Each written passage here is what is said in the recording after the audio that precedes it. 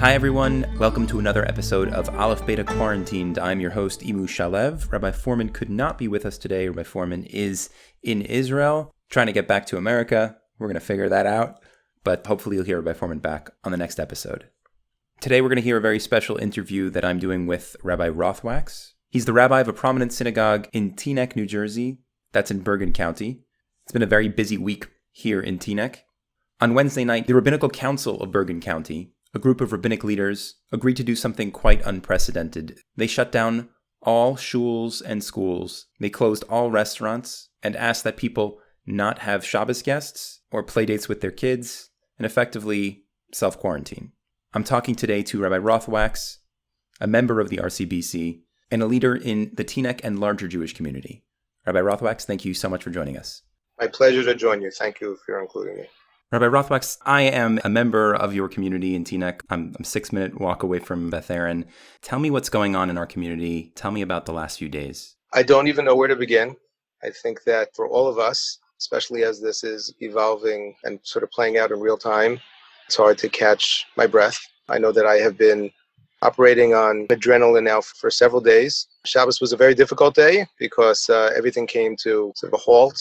And suddenly the, I would say, unprecedented volume of calls and messages that I was receiving just came to total silence. But other than that, it's really been sort of nonstop operating in triage mode, if you will. I had an opportunity earlier today when I was posting something on Facebook, which I really don't do often. I'm not a regular Facebook poster, but I couldn't help but be amused, if that's the right word, when I noticed that I think 5 days ago, I shared an article that it looks at least another 100 people shared from my post, which was published by a physician in the area who I thought, in a very responsible and a very eloquent way, was wondering as to why it is that the community is alarmed, as it seems we were. And he expressed that he was actually more concerned about panic, and I don't think he actually spoke explicitly about civil unrest necessarily, but he was just concerned about the way we are reacting to this, more so than the virus itself. And at the time, that sort of resonated with me, and I shared it.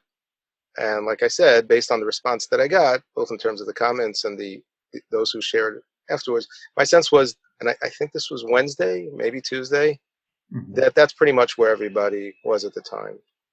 We were all experiencing this growing sense of panic and wondering if this is really appropriate, called for, justified, given the circumstances.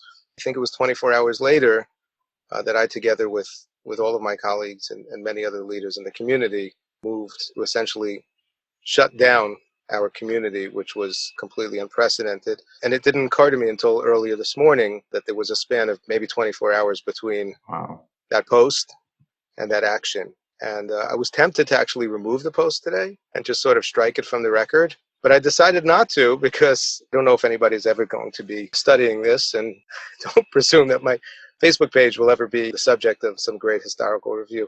But I do think that it really sort of tells the story that's happening over here. A week ago, I was definitely saying this too shall pass very soon. And okay, we missed a couple of days of school, and just hold on, this will be over. And here we are.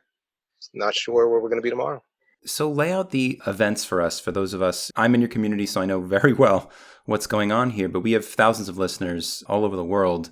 Let's actually just review the events that are happening, because on Wednesday, as you said, everything was open, shuls were open. It was, It was Wednesday, Shushan Purim. And then take it from there. What happened next? Yeah, it's a good point. Wednesday was Shushan Purim, which means that Tuesday was Purim. And of course, in the days leading up to Purim, there were many internal conversations that we, and I imagine every other synagogue around the country, was having as to what sort of programming is appropriate. I don't think that we were having any serious conversations about canceling shul or Megillah, but there were other social programming events and things of that nature that happen in and around shul in the community. And we were having, I would say, semi-serious conversations, but for the most part, with the exception of, I think, a couple of shuls in the area, for the most part, everybody just proceeded as planned with stated caution and reminding anybody who felt that they were either not feeling well or symptomatic or, at risk or somehow physically vulnerable that they should stay inside. For the most part, we were just assuming that it was safe to proceed. When it came to Wednesday morning, there was clearly more concern that there had been beforehand. There was a decision that was made by the local schools in the area to cancel school for almost 2 weeks. The process is not particularly relevant at the moment, but suffice it to say that the rabbis in the community were not directly involved in that decision. I think some of us had been having conversations with the heads of school, but it played out very quickly. And it became clear within a matter of hours from many, many different fronts, I think from the members of the RCBC and the heads of school and lay leaders, that there was a need to get together and to figure out where we are and where we're going. And I've been here almost 20 years, and I can tell you that never have I seen, in the course of several hours, a gathering of this nature, which included members of the RCBC and the heads of school, presidents of all the shuls, local heads of government, representatives from the medical institutions in the area. And we were all sitting there around the table. I was at one point wondering who the designated survivor is, because it did occur to me that we were basically all in the same room. And it was a 3-hour meeting. It was extremely intense. And like I said, I can only speak for myself, but I know that I was not the only who entered that room, not with skepticism per se, but with this feeling like the burden, the responsibility is placed upon those who want to come in and somehow suggest that we do something as radical as shut this community down. And as far as the schools are concerned, even though I'm not necessarily somebody who makes that decision, as a parent in the community and as a rabbi in the community, I was caught off guard and frankly confused as to how we had come to that conclusion. The meeting began with, I would say, about 45 minutes or so of expert testimony, if you will, from representatives of the local hospitals, Englewood Hospital, Holy Name Hospital, Hackensack Medical Center. And it was pretty clear that they had not coordinated beforehand. Some of them had not met, perhaps ever, but certainly prior to this meeting. And they were all, one after another, expressing their concern, which was partially projecting upon what they thought would happen. But I think what was most compelling is that they were talking about what they were already seeing, namely a tremendous stress upon the system. At this point, I think it's no longer a secret to the community. Right. I think there are some details that are probably honestly left best unsaid, because I'm certainly not interested in causing more panic or alarm. And I really do firmly believe that everything that can be done to stay ahead of the situation is being done. That being said, it never in my life occurred to me that where we are right here, surrounded by so many credible, renowned medical facilities, that we'd be facing a situation where there could be an actual conversation about shortage of resources, of beds, of ventilators, of physicians, etc. So the case was made.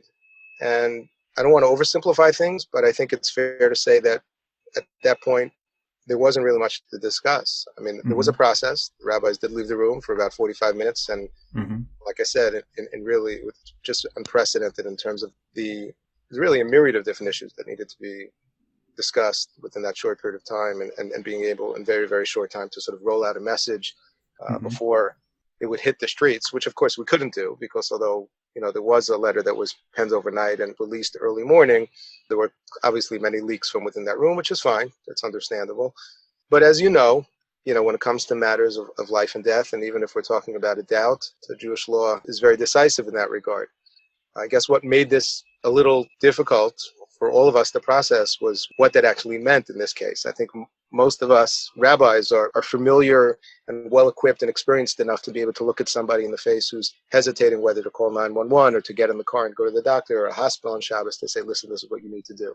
I myself have picked up the phone on several times in my shul when there was a situation that required immediate medical attention. But it's very different. It's very different when you are responding to the needs of an individual, and when you sort of pull that lever and say, okay, we're shutting this community down. And not only are we shutting our shuls down, but we as rabbis are committing ourselves to daven alone in our homes, not merely to set an example, but to impress upon everyone that it would be inappropriate under these circumstances to sort of challenge this decision, because it was explained to us, I think, very effectively. And I think since then the community has been catching on and educating themselves, flatten the curve, as it is so called, and really what it is that we are trying to accomplish here on a macro level. So the story I'm hearing from you, and you very humbly and vulnerably stated, you were in a position where you didn't quite fully comprehend the threat, and then seems like in one meeting from a presentation from the doctors and experts at the hospitals surrounding Teaneck, you changed your mind, and you changed your mind in a big way and closed the shul, and you joined many other rabbis in closing theirs. For those people listening that aren't quite where we are, that may be where you were on Wednesday, what would you want to say to them? What's the message from what Teaneck is going through? That's a very good question. For whatever it's worth, I will say I am surprised to know that there are still people out there who aren't where we are. I understand that as far as policies and protocols in different communities, they may be a couple of days behind, but I do think that it is a matter of time.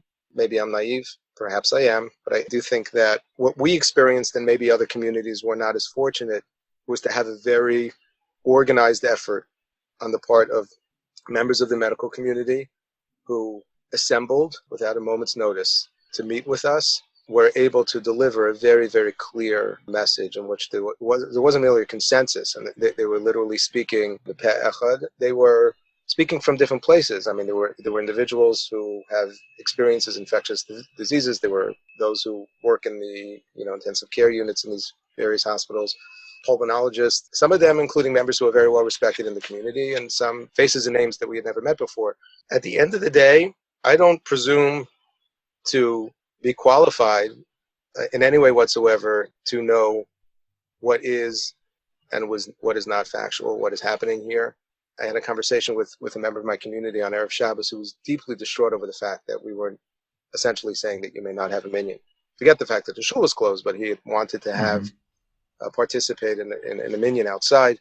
And he had expressed to me that he was under the opinion that basically all of this, or much of this, is being driven by, I don't know if you used the word conspiracy, but sort of what it sounded like, some sort of conspiracy to oust the president. Really, it's overblown and it's exaggerated, and this is not nearly as bad as it thinks. And I said to him, I hope you're right, even though I would be horrified that there are people out there that would be so single-minded in their agenda that they would inflict, such harm and chaos upon the world for political motives. But given the alternative, I would actually hope you're right. But I said, regardless, we have no choice under these circumstances other than to follow experts, not those who claim to know what's really going on, certainly not conspiracy theorists.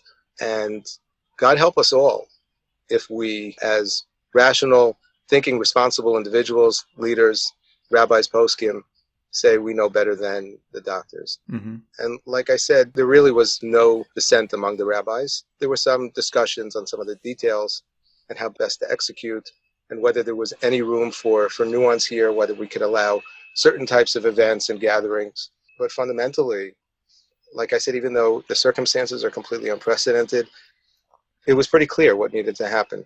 And so I don't really know how to answer your question directly, because I'm puzzled, maybe horrified is a better word, by the thought that there are some communities, leaders, rabbis, poskim, who would discount the collective opinion of a recognized medical body. It could very well be that they are consulting with other physicians, and I wouldn't consult with just one or two here who are convincing them otherwise, in which case I guess it's sort of easier to understand and excuse it, if that's the right word. But for us over here, I didn't count, but I believe there were at least a dozen, maybe more, doctors, like I said, representing different fields, different levels of experience, different medical centers.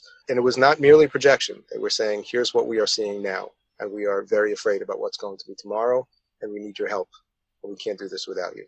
So you're making it sound like it was fait accompli to really shut the community down. But, I know that there are other communities that are waiting for the government to do the shutting down, to mandate the quarantines. Just as a member of this community, and in my short 33 years on this earth, right, this to me is unprecedented, and this is something I could never imagine having been done. And the feeling that I have is it's quite courageous. It's quite courageous of you and of the RCBC and of Rabbanim to take initiative and to do something that I saw, wasn't welcomed necessarily with open arms in the first few hours. It was something people initially kind of said, "What's going on here? This is a little crazy," and that, not really anymore. I think everybody sort of gets it, especially since, as we're recording this on Sunday, the town has itself closed really everything, restaurants and parks. But this is something that started first with the Jewish community here in Teaneck. I'm not sure it's a question. It's more of I want to let you know that that's how I feel. I feel that there was quite a lot of courage here. Yeah, I mean, I would say what makes me particularly proud of the way that this was executed, but again, I It's something that I've known before about our community and the RCBC in particular, but I think it was tested in a way that we had never seen before, is the cohesiveness among this rabbinical body. You know, and many of your listeners know, that has been tested on occasions over the past year or so, and that's no secret.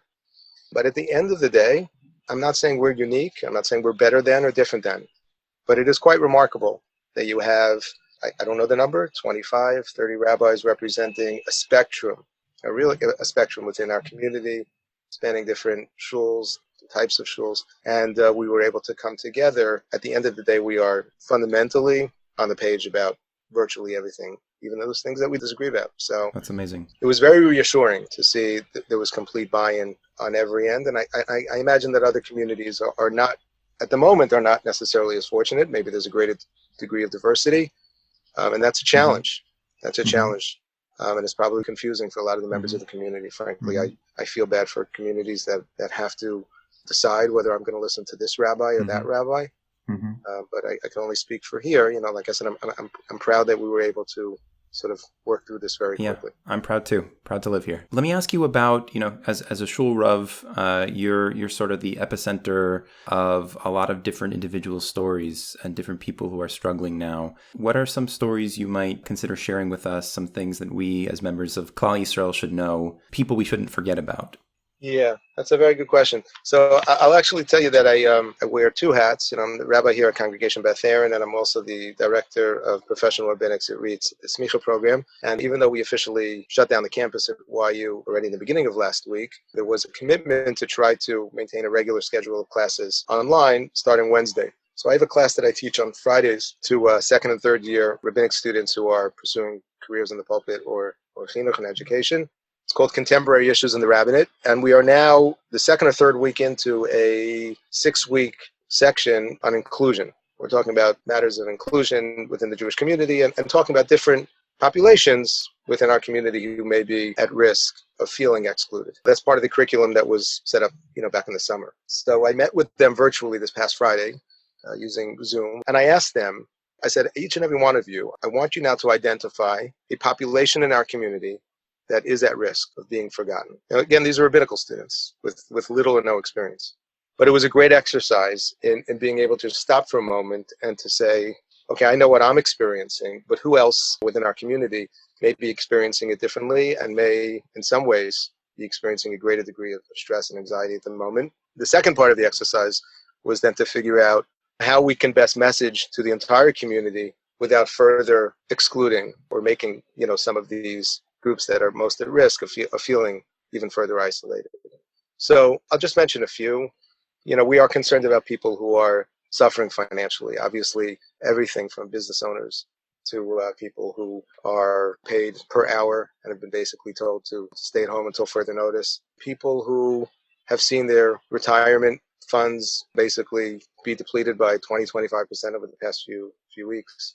People who have invested a lot of money, whether it's in programs that are scheduled to happen Pesach time or camps and the like, who are right now very uncertain as to where things lie. So on the one hand, none of this is about money, but we have to recognize the fact that there are a lot of people who are really going to be suffering. There are people who are in the process of making and planning smachot. I would say that some of the most difficult conversations I've had over the past 72 hours have been with such individuals. I think what's been most challenging is the fact that they come to a point where they say, okay, I get it. I can't have everybody at my wedding, and they reschedule it, and then wake up the next morning and say, wait, I need to reschedule it again. And then they say, okay, I'm going to do it in this location with only 20 guests instead of 400. And then they have to be informed, well, that's not going to work either. And I did make the point, sort of a broadcast I did with my shul the other day, that all things considered, these are good problems to have. They're very challenging, but people who are able to make a simcha are fortunate and should not forget it. And I think that most people do recognize that, but it's incredibly challenging. There's just so much information that we have to process all at once to consider that, I can make a simcha right now and that I should have that perspective in the middle of all. It's just so much. I'll tell you something that sort of caught me off guard, and it was humbling for me in my position. And I never forget the fact that there are individuals in our community who unfortunately are stuck in abusive relationships. And I am very mindful when speaking in general, even not about that particular topic, to know that there are people among us who are suffering in that regard. and not to forget about them, and make sure that messages that are broadcast in different forums are done in a way that shows we know you're there and we are here to support you in any way we can. It did not occur to me, it was not obvious to me at all, that the reassuring messages that we were sending to the community basically said, listen, it's best for everybody to stay home. You're safer at home at this point, and so we ask you to trust us. How that message could be very threatening and very painful to a person who says, actually, Rabbi, I may be better and safer in an ICU unit right now in a respirator than I am, stuck at home with an abuser. That's an example of, again, a population in our midst who's facing a unique type of stress and threat and potential danger at the moment. So you have to be really thoughtful and really have to sort of step out of your own experience, your own space, to think of it in that terms. I'll tell you something else one of my students mentioned, and again, at this point, I think the kids get it. I found this to be extremely insightful. He suggested that for many kids in our community, I would say probably boys in particular, as you'll see where I'm going, but I imagine for girls as well, this is confusing, maybe even amusing, maybe even fun, to be able to be told in the middle of school one day that you're going home for a couple of weeks. That's the kind of thing that would make most school children celebrate.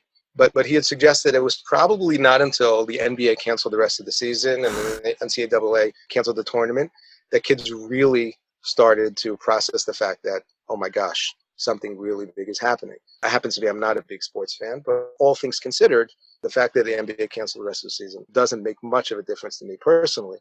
But this, I think, very astute student pointed out that there are probably many, many kids among us who are very frightened by that prospect. Not because of the fact that, oh no, now what am I going to watch? I really wanted to see the YU Macs win the championship, which we all did. And maybe one day they'll have an opportunity to prove themselves. That, for many of our kids, that's the equivalent of saying the shuls are closed. And I'm sorry the fact that you're saying Kaddish for your father, but now you can't. At first, it sounds a little jarring to say that. But again, just take a moment to stop and remember what it was like to be 12 years old, where you actually did care a lot more about the NBA Finals than you did about davening with a minion. So there's another whole population among us whose dreams are shattered, but really whose world has just been completely, because again, we think, the sun rises, the sun sets, and the NBA season goes on. Even the stock market, there's that circuit breaker, which halts it for 15 minutes, and then everybody goes back. To say that the NBA season is over, that's earth-shattering to many of our kids. People in the medical community are suffering probably from fatigue. I've spoken to several doctors today who have basically told them that they cannot return to work because they are symptomatic, which is very disheartening to them. One physician was crying to me on the phone that she feels completely helpless and she wants to go back to be there on the front lines. She's not being told she can't. I can go on, but you get the idea. My kids and I, before we ate lunch on Shabbos, walked a few blocks. I was trying to be cautious and responsible. There was no prohibition on taking walks on Shabbos. I wanted to be responsible in terms of what we were doing, but we did knock on as many doors of people that we could think of who live alone, just to see how they're doing. By and large, they were just bored, but really, they were lonely. It was sad. My kids were tempted to sort of come up to the steps with me so we can all stand by the door, but I encouraged them to stand down, and it was actually very surreal to knock on someone's door and to stand 6 feet away and just say, we're thinking of you. But, at the end of the day, my family and I, we had a very memorable Shabbos together. In some ways, it was very meaningful. Not everybody was able to experience it that way. Tell me about you personally, right? You're carrying the weight of a lot of people on your shoulder. How are you doing? Thank you for asking. How do I look? You look great. Thank you. Several months ago, I experienced what I still believe in some ways was probably the biggest crisis of my rabbinical career, when 2 members of my congregation were struck by a car outside of B'nai Aaron. One of them passed away a couple of days later. The other one, who has been recovering, really has had a miraculous recovery, actually just came home from rehab on Shushan Purim. Unfortunately for him, because now that he's finally home, he's not allowed to visit us. And that was traumatic for myself and my community for many reasons, which not really the purpose of this conversation at this time. But I did feel at the time that I was able to feel a tremendous amount of strength from the community, and being in a position where I have no choice but to sort of be strong for everyone was actually something that gave me strength. There were moments a couple of days in where it felt like I was starting to crack at the seams. And thankfully, I got the help and support that I needed, but then got up again, continued to march forward. I believe, I hope this resonates with some, maybe even all of your listeners, but I've seen it again and again and again. As an individual, every once in a while, if I am lucky, I experience something in life in which I am able to really, really see and experience and feel hashgacha pratis, divine providence, and say, oh, wow, God, you're really looking out for me. That's as an individual. As a leader in our community, as a rabbi, I feel it every time I get up to speak without fail. And that doesn't mean that, I always hit it out of the park, but I definitely feel that there are so many times where I go into a situation and I say, I don't know what to do. I don't know how I'm going to handle this. And then I just feel sort of lifted. And during that crisis of several months ago and this one as well, I really, really do feel personally that Hashem owes la'amo yitain, that Hashem gives strength, and I'm feeling that strength. I also will say that, going back to what I said before, is incredibly inspiring and motivating to see the way this entire community has sort of mobilized and coalesced and has really, in a very, very collaborative way, has been able, slowly but surely, to address many issues that have continuously arising. And it's extremely motivating. I referred to adrenaline earlier. I don't only mean in a physical sense. There's a sort of spiritual adrenaline that's running through all of our veins at the moment right now. And it's very powerful. I hope it continues.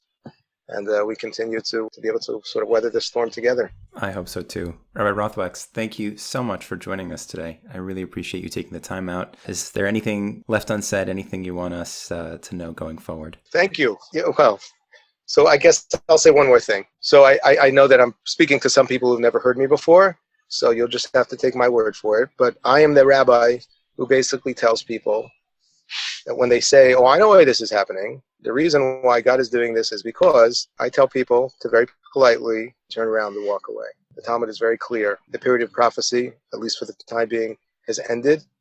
And people who claim that they know why things are happening should not be trusted. That being said, when we experience suffering in life as individuals, and certainly something like this, which is, again, unprecedented in terms of its impact locally, nationally, globally, we all have a sacred responsibility to do what we call a cheshbon nefesh, to be introspective and to think about how I can grow from this experience. That doesn't mean this is happening because that God is bringing all of this pain and suffering to the world, because we don't need to connect the dots. How can I improve? Soloveitchik spoke about the concept of transforming one's fate into destiny. This definitely feels like a very fateful moment for the world. If we remain focused and determined, we can transform this into something that we can all grow from and learn from, and hopefully be stronger as individuals and as a community, in fact, all of humanity going forward. So I'm certainly hoping for that. And please God, we will succeed. We will deal with whatever challenges we need to in the days ahead.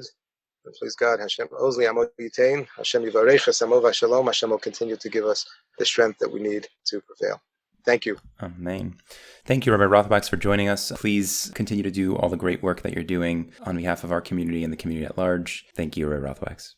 Thank you all so much for listening. I hope this provided a measure of comfort in certainly a confusing, if not difficult time. We here at Aleph Beta are committed to releasing more of these podcast episodes. Hopefully we'll be hearing from more of you, our listeners, from your stories. If you have a story you want to share with us, please email us at info@alephbeta.org. You can record a voice note or send us an email. We want to hear how the quarantines, social distancing, how everything is affecting you. And if you're looking for some great Torah to listen to or to watch, perhaps on your own or with your family or with kids, we're making Aleph Beta's resources free. So check out alephbeta.org and enjoy some of our wonderful courses. And if you're interested in supporting the work that we do, please consider a subscription to Aleph Beta if you're not a subscriber already. You can become a member at alephbeta.org. Thanks so much for listening. I'm Imu Shalev.